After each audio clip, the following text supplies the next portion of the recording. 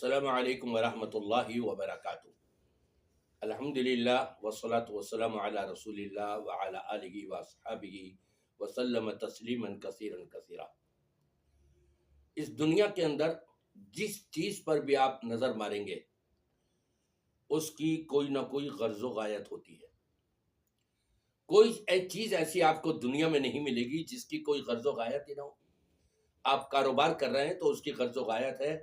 آپ کپڑے کی دکان کھولنا چاہ رہے ہیں، گوشت مارکیٹ کے اندر نہیں کھولیں گے، کیونکہ اس کی غرض و غایت کچھ اور ہے، اس کی غرض و غایت کچھ اور ہے۔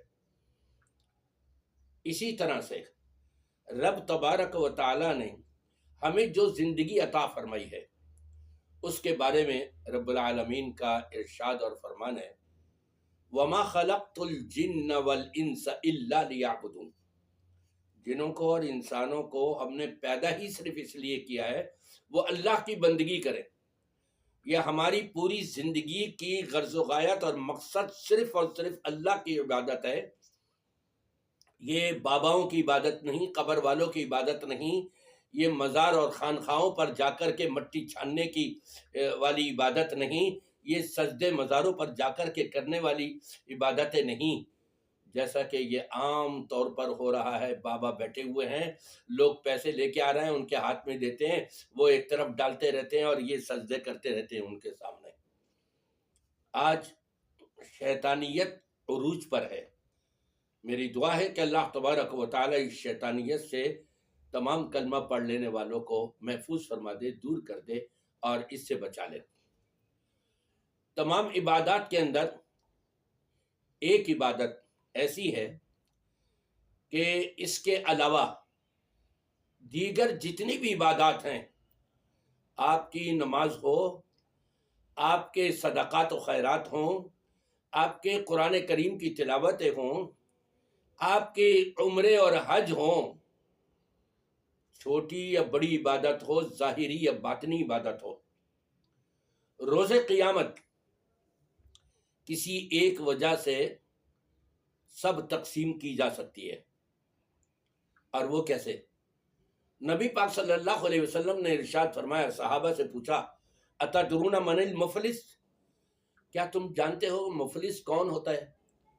صحابہ نے جواب دیا، من لا درہم لہ ولا دینار لہ، جس کے پاس کوئی درہم و دینار نہ ہو، روپیہ پیسہ نہ ہو، وہ ہے مفلس۔ آپ نے فرمایا نہیں نہیں نہیں، مفلس وہ ہے جو روز قیامت اللہ کی عدالت میں آئے گا، اس کی نمازیں بھی ہیں، اس کے عمرے بھی ہیں، اس کے حج بھی ہیں، صدقات و خیرات بھی ہے، قرآن پاک کی تلاوتیں بھی ہیں، بڑی بڑی عبادتیں ہیں، لیکن اکل مال ھذا وشتم ھذا وضرب ھذا او کما قال صلی اللہ علیہ وسلم۔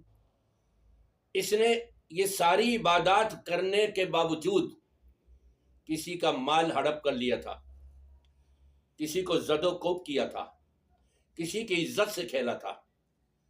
یہ لوگوں کے حقوق، ایک ہے حقوق اللہ اور ایک ہے حقوق العباد۔ حقوق اللہ میں اللہ جو چاہے گا معاف کر دے گا، لیکن حقوق العباد کے اندر اللہ تبارک و تعالی بھی معاف نہیں کرے گا جب تک کہ بندہ جس پر اس نے ظلم اور زیادتی کی تھی وہ معاف نہ کر دے۔ یہاں تک روایت ہے، جاء رجلان وجثیا بین یدیہ رب العزت تعالی فیقول احدہما یا رب خذ لی مظلمتی من اخی۔ ایک بندہ دوسرے کو پکڑ کے لے کے آ رہا ہوگا اور اللہ کے بارگاہ میں دو زانو ہو کر کے بیٹھ جائیں گے، اور ایک کہے گا، یا اللہ یہ اس نے مجھ پر یہ ظلم کیا تھا، یہ زیادتی کی تھی، یہ میری عزت سے کھیلا تھا، میرا مال اس نے چرا لیا تھا، ہڑپ کر لیا تھا، جو بھی کچھ ظلم تھا، یا اللہ اس ظلم کے بدلہ مجھے آج دلوایا جائے۔ روایت بڑی لمبی ہے آگے، لیکن دیگر روایات کے اندر یہ ملتا ہے، نبی پاک صلی اللہ علیہ وسلم نے جہاں یہ پوچھا اتدرون من المفلس، وہاں پر یہ بتایا چونکہ حقوق العباد کی حق تلفی اس نے کی ہوئی تھی، اب کوئی آیا، اس کی نیکیاں اس کو اتنی دے دی گئیں، دوسرا آیا، اس کو اتنی نیکیاں، تیسرا آیا اس کو، لوگ آتے گئے کہ جی اس نے مجھ پر یہ ظلم و زیادتیاں کی تھی، یا اللہ مجھے بدلہ دلوایا جائے. فرمایا اس کی ساری یہ عبادات، یہ اس کی نمازیں، اس کے عمرے، اس کے حج، اس کے صدقات و خیرات، اس قرآن پاک کی تلاوتیں، تہجد، قیام اللیل، آپ نے مختصر سے لفظوں میں فرما دیا کہ اس کی ساری عبادات جو ہے وہ تقسیم کر دی جائے گی. وہ نیکیاں اس کے پاس جتنی تھی نا، ان عبادات کے بدلے میں جو اس کو دنیا کے اندر مل گئی تھی، اس کے کھاتے میں لکھ دی گئی تھی، وہ ساری نیکیاں تقسیم کر دی گئیں، ایک نیکی بھی باقی نہیں رہی. یہ ہے فرمایا آپ نے مفلس. لیکن صرف ایک عمل ایسا ہے، اس کی اہمیت دیکھیں، وہ تقسیم نہیں ہوگا. اس نیک عمل کی نیکیاں تقسیم نہیں ہوں گی، باقی سارے اعمال کی نیکیاں تقسیم ہو سکتی ہیں. اگر اس نے لوگوں پر ظلم و زیادتی کی تھی، لوگوں کے عزتوں سے یہ کھیلا تھا، لوگوں کی عزتوں کو اچھال کر اور ان کو بدنام کرنے کی کوشش کری تھی، جو بھی کسی قسم کا بھی ظلم کیا تھا، اس کے بدلے میں ساری نیکیاں تقسیم ہو جائیں گی. وہ ایک نیکی کون سی ہے کہ جو تقسیم نہیں ہوگی؟ یہ وہ ہے جس کے بارے میں رب تبارک و تعالی نے فرمایا فَإِنَّهُ لِي وَأَنَا أَجْزِي بِهِ، اور ایک روایت میں الصوم لی وَأَنَا أَجْزِي بِهِ. یہ روزہ تو بندے نے میرے لیے رکھا ہے، صرف میں اس کا اجر و ثواب دوں گا. جب قیامت کے دن آئے گا، رب تبارک و تعالی بذات خود اپنے دست مبارک سے اس کو ان نیکیوں کا اجر و ثواب دے گا. اس روزے کا تو اتنا اجر ہے کہ فرشتوں کی بھی بس کی بات نہیں کہ وہ اس کو درج کر سکیں. دیکھیں کتنا مقام ہے اس روزے کا، کتنی حیثیت ہے. اور علماء لکھتے ہیں، مفسرین لکھتے ہیں، محدثین بتاتے ہیں، یہ وہ نیکی ہے روزے والی کہ جو تقسیم نہیں ہوگی. یہ تو رب تبارک و تعالی اپنے ہاتھ سے اس کو عطا فرما رہا ہے، وہ کیسے تقسیم ہوگی؟ باقی نیکیاں جو یہ اعمال کر کے لے کے آیا اس ظلم کے بدلے میں، وہ تقسیم ہو سکتی ہے. اتنی بڑی نیکی ہے یہ. اس نیکی کی غرض و غایت ہم کو نہ معلوم ہو اور ہم ایسی بس روزے رکھتے چلے جا رہے ہوں. جس نیکی کو رب نے اتنی اہمیت دی تمام نیکیوں سے بڑھ کر، اس کو ہم اہمیت نہ دیں اور ہمیں یہ بھی پتہ نہ ہو کہ یہ روزہ رکھنے کی غرض و غایت کیا ہے. نہیں، یہ ہم کو معلوم ہونی چاہیے، یہ ہمیں پتہ ہونا چاہیے. اور جیسا کہ گزشتہ کل میں نے بتایا تھا کہ انشاءاللہ آئندہ اس غرض و غایت کے اوپر میں آپ کے سامنے کچھ بیان پیش کروں گا. اس کی غرض و غایت دیکھیں، رب نے فرمایا قرآن پاک میں یا ایھا الذین آمنوا کتب علیکم الصیام کما کتب علی الذین من قبلکم. اے ایمان والو، جس طرح سے تم سے پہلے لوگوں کے اوپر روزے فرض کیے گئے تھے، اسی طرح تم پر بھی روزے فرض کیے گئے ہیں. شہر رمضان الذی انزل فیہ القرآن ہدی للناس وبینات من الہدی والفرقان فمن شہد منکم الشہر فلیصمہ. وہ روزوں کی فرضیت جو ہے، یہ پورا ایک مہینہ رمضان المبارک کا مہینہ، اس میں جو بھی اپنی زندگی میں اس مہینے کو پالے وہ اس کے روزے رکھے سارے. آج ایک اور فتنہ کھڑا ہو چکا ہے، اور وہ یہ کہ جی رمضان کے مہینے میں ایک روزہ رکھنا جو ہے بس وہ کافی ہے، پورے مہینے کے روزے رکھنے کی ضرورت ہی نہیں.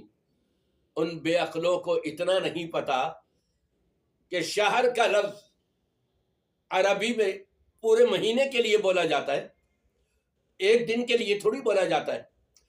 رب فرما رہا ہے یہ مہینہ جو بھی پائے تم میں سے وہ روزے رکھے اس کے مہینے کے.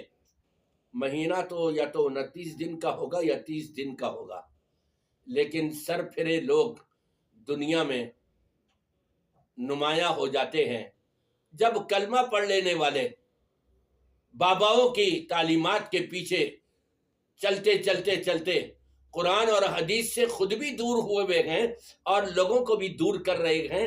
تو پھر غیر مسلموں کو، فسادی جو ان سے بھی بڑے فسادی ہیں، جن کا اسلام سے کوئی تعلق نہیں، وہ تو مسلمانوں کے اندر اس قسم کی باتیں کر کے شبہات پیش کرنے کی کوشش کریں گے۔ رب تبارک و تعالیٰ فرماتا ہے یہ روزے تم سے کیوں رکھوائے جا رہے ہیں؟ یہ روزے اس لیے رکھوائے جا رہے ہیں لعلکم تتقون، تاکہ تمہارے اندر اللہ کا ڈر اور خوف آ جائے، تم متقی ہو جاؤ، تم اللہ والے ہو جاؤ، تقوی تمہارے رگ و ریشے کے اندر سرایت کر جائے۔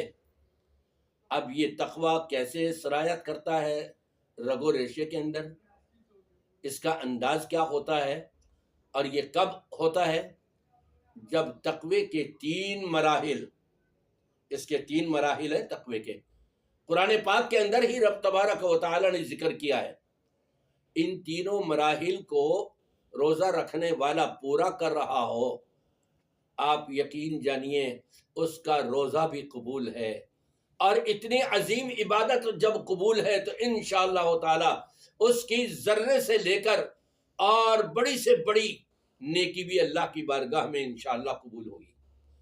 لیکن شرط یہی ہے کہ یہ روزے کی، جس کو رب تبارک و تعالیٰ نے اتنی اہمیت دی کہ بندہ میرے پاس آئے گا تو میں اپنے ہاتھ سے اس کو اجر و ثواب سے مالا مال کروں گا، اور یہ روزے کی نیکی، اس کا اجر و ثواب تقسیم نہیں ہوگا، باقی ساری عبادات کا اجر و ثواب مظلوموں میں تقسیم ہو سکتا ہے اگر اس نے ان سب کے اوپر ظلم کیا تھا۔